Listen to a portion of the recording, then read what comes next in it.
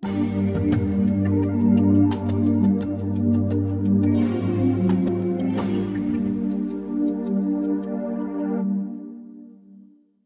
nous sommes en compagnie de Claire Payet, la directrice du musée Barrois à Bar-le-Duc. Nouvelle exposition très intéressante qui s'appelle Pro Patria, qui touche Bar-le-Duc, mais aussi plus généralement la région. Je vous laisse nous parler un petit peu, ne serait-ce que la maquette qu'on voit derrière vous. Oui, alors l'idée de cette exposition, en fait, c'était de mettre en valeur le monument aux morts de Bar-le-Duc. Dans le cadre en fait, de son déplacement qui se trouvait en fait, jusqu'à il y a très peu de temps devant l'église Saint-Jean, il a été déplacé devant la gare et nous avons pensé que c'était l'occasion de faire une exposition et d'en savoir un petit peu plus sur ce monument aux morts. Avec donc cette maquette qui se trouve derrière moi, qui est quand même la pièce majeure de l'exposition, hein, que nous avons sortie des réserves, qui est la maquette en plâtre réalisée par Émile Pénaud lui-même, et qui lui a servi en tout dernier lieu pour tailler dans la pierre le monument en 1925. Alors, ce n'est pas une question piège, vous le dites, 1925, est-ce que c'est tard, juste après la guerre? Comment ça se passait un petit peu pour les monuments aux morts? Je dirais que c'est dans la moyenne. Ouais. En fait, c'est vrai que dès la fin de la guerre, la Première Guerre mondiale, s'est posée la question des monuments aux morts, hein, du souvenir, de la commémoration. Et il y a vraiment eu une envie de faire les choses très rapidement. Donc la majorité des monuments aux morts se sont décidés entre 1919 et 1925, hein, grosso modo. Donc nous, la décision a été prise à Bar-le-Duc en juillet 1919. Les choses ont un petit peu tardé parce que, eh bien, il a fallu justement trouver un emplacement pour le monument aux morts, il a fallu trouver un artiste, il a fallu trouver un financement. Donc les choses ont un petit peu traîné et finalement c'est en mars 1925 que le monument aux morts a été inauguré. Alors je pense que vous serez d'accord avec moi pour dire qu'il y a pas mal de monuments aux morts qu'on peut considérer comme des œuvres d'art vraiment. Parlez-nous du thème, et je vous envoie des fleurs parce que le dossier de presse était vraiment intéressant. On voit qu'il y avait différents sujets, quoi. D'abord c'était un peu le malheur, la tristesse, après ça a été plus le patriotisme ou des choses comme ça qui étaient mis en valeur. Quand on creuse un petit peu la question, on s'aperçoit très rapidement qu'il y a différents types de monuments pour différents messages finalement. Et ça va de la simple stèle, qui est on est vraiment juste dans la commémoration, hein, à nos morts simplement, au monument le plus patriotique, voire nationaliste, où on exprime un esprit de revanche par exemple contre l'ennemi, contre l'Allemagne, ou bien des monuments beaucoup plus pacifistes ou funéraires, où on est plus dans le recueillement, dans le deuil. Alors à Bar-le-Duc, c'est difficile à classer. C'est un monument qui est difficile à classer. Parties, hein, finalement. Ce monument, c'est ça. Hein. Donc on a effectivement un monument en deux parties avec dans la partie haute une figure féminine qui représente le souvenir, qui porte des fleurs pour les morts et une gerbe de laurier pour les victorieux. Et puis dans la partie basse, c'est ce qu'on voit derrière moi, on voit les poilus s'élancer de la tranchée, on imagine la tranchée, hein, et Émile Pénaud a voulu montrer tous les âges et toutes les conditions sociales dans ces 7 poilus qu'il a représentés sur la base finalement du monument. On peut, je pense, parler aussi de sentiment de fierté de la France, mais est-ce que c'était pas aussi 1925? Peut-être que je pars dans n'importe quoi, mais relancer aussi la France quand on voit les soldats sortir comme ça de terre et partir en avant aussi à la conquête, on va dire. Je crois que c'est surtout rendre un hommage au sacrifice de ceux qui sont tombés, louer leur courage, leur envie de se battre pour la France. Et puis, n'oublions pas qu'il y a quand même un mort, oui, hein, au pied de ces soldats. Donc, vraiment, ce sacrifice qui a été fait par toute une tranche de la population, hein, des pertes énormes, rappelons-le, et qui est mis vraiment en valeur à travers ces monuments commémoratifs. Parlez-nous un petit peu du financement, j'ai trouvé ça intéressant aussi, parce que, encore une fois, c'est 1925, c'est dans la logique, mais on peut dire aussi qu'il n'y a plus de budget pour ça aussi. Alors effectivement, les finances, c'est toujours un problème déjà à l'époque. Et en fait, à Bar-le-Duc, comme dans quasiment la totalité des communes françaises, il a été fait un appel à souscription.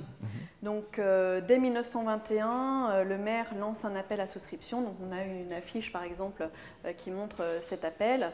Et on s'aperçoit, hein, d'après les archives, que la population parisienne a répondu présente et qu'entre janvier 1922 et mars 1925, eh bien, on a l'impression que tout Bar-le-Duc œuvre à rassembler de l'argent pour le monument aux morts, que ce soit dans les bals, les fêtes de quartier, les pièces de théâtre, ou bien dans les mariages. C'est assez marrant, les quêtes sont faites au profit du monument aux morts dans les mariages.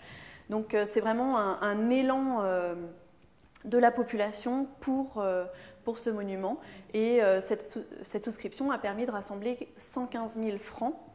Donc c'est assez énorme, hein. Pour comparaison, le monument de Vaucouleurs, dont on montre aussi une maquette dans l'exposition, a coûté 46 000 francs. Donc vous voyez les proportions, la différence. L'inauguration des personnes importantes, des autorités qui sont venues. Oui, bien sûr. Alors il faut dire que la Meuse et Bar-le-Duc est riche en personnalités, en grandes personnalités.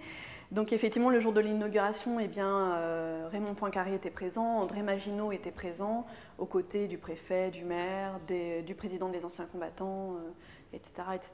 Donc l'inauguration est assez bien documentée aussi parce que dans la presse, elle a été très bien relayée. On a l'impression qu'il y a une description minute par minute de cette inauguration. Et puis, il y a aussi eu des espèces de reportages photos qui montrent eh bien, au fil des cortèges les différentes personnalités qui se sont succédées. Alors voilà, 3 parties, on va en profiter. On va les découvrir. Émile Pénaud, si vous voulez bien, l'artiste qui a créé cette œuvre. Claire, tout simplement, maintenant on va parler de l'artiste parce que malgré tout, grande carrière et grand artiste, tout simplement. Oui, effectivement. Alors c'est vrai que maintenant il est un petit peu tombé dans l'oubli. Quand on dit Émile Pénaud, ça ne parle pas beaucoup, effectivement. Mais c'est un artiste intéressant et qui, en quelque sorte, s'est un peu spécialisé dans le souvenir, non seulement à travers des monuments aux morts, mais aussi des monuments à la gloire de grands personnages dans toute la France, comme au Creusot avec Henri Schneider ou Paul Bert, par exemple.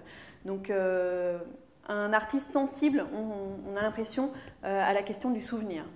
Et on peut le voir, il travaillait à la commande, mais il faisait aussi des choses pour le public privé, on va dire, tout simplement. Oui, un petit peu. Donc, comme on voit derrière moi, sur ma gauche, donc il a beaucoup travaillé sur commande, comme vous le disiez. Et puis, pour les amateurs, eh bien, il a réalisé des sculptures en terre cuite, en bronze ou...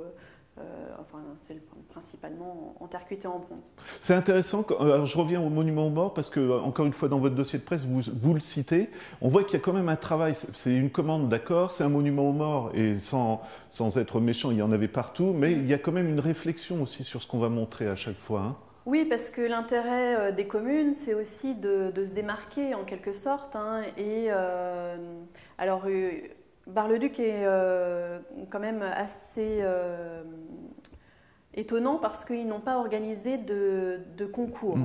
Donc ils ont choisi Émile Pénaud sans doute sur un simple projet que je n'ai pas retrouvé dans les archives, mais il n'y a pas eu de concours d'organiser, ça c'est certain. Émile Pénaud était déjà connu à Bar-le-Duc, il avait déjà travaillé à Bar-le-Duc, donc c'est sans doute pour ça aussi qu'on a fait appel à lui. Et en fait, les artistes présentent des projets, présentent des maquettes, et au fur et à mesure, la discussion s'établit avec le conseil municipal, et la réflexion s'engage pour montrer vraiment ce que la commune veut dire sur ce monument commémoratif. Est-ce que je me trompe, il a travaillé sur d'autres monuments aux morts ou pas? Oui, alors il a fait 7 monuments aux morts dans les années 20, notamment au Touquet, à Villeneuve-sur-Yonne, pour ne citer que cela. Et quand même un qu'il faut citer aussi, puisqu'il est dans la Meuse, c'est Saint-Mihiel. Et c'est toujours, parce que si on regarde les photos sur Internet, on trouve facilement, il y a toujours une réflexion, mais ce n'est pas toujours le même sujet par rapport au monument aux morts. Alors, ce n'est pas toujours le même sujet, mais chez Émile Pénaud, il y a quelques poncifs qui reviennent quand même, comme la figure féminine, qui est vraiment toujours quasiment présente sur ces monuments aux morts, alors qu'elle représente soit la République, ou soit le deuil, ou soit une simple civile.